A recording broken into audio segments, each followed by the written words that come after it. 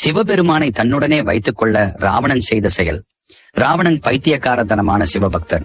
எந்த அளவுக்கு எனில் சிவபெருமானையே தன்னுடனே வைத்துக் கொள்ள வேண்டும் என்று ஒரு முறை கடும் தவம் புரிய ஆரம்பிக்கிறார்.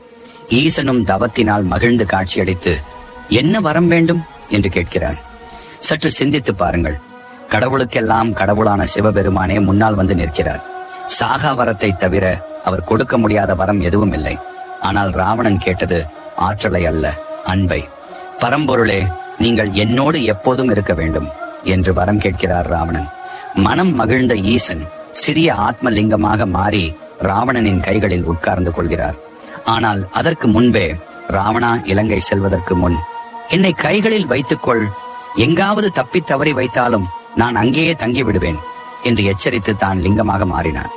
ராவணனும் எச்சரிக்கையாக லிங்கத்தை எடுத்து செல்கிறார்.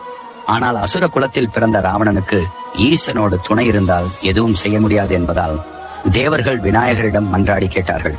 இதனால் இடையே விநாயகர் மாறுவேடத்தில் வந்து ராவணனை ஏமாற்றி லிங்கத்தை கீழே வைத்து விடுகிறார். அவர் அங்கே வைத்த அந்த ஆத்மலிங்கம் தான் இன்று கர்நாடகாவில் இருக்கும் கோகர்ணா மகாபலேஸ்வரர் கோயில். அப்படியே முடிஞ்சா ஒரு லைக் அண்ட் சப்ஸ்கிரைப் பண்ணிக்கோ.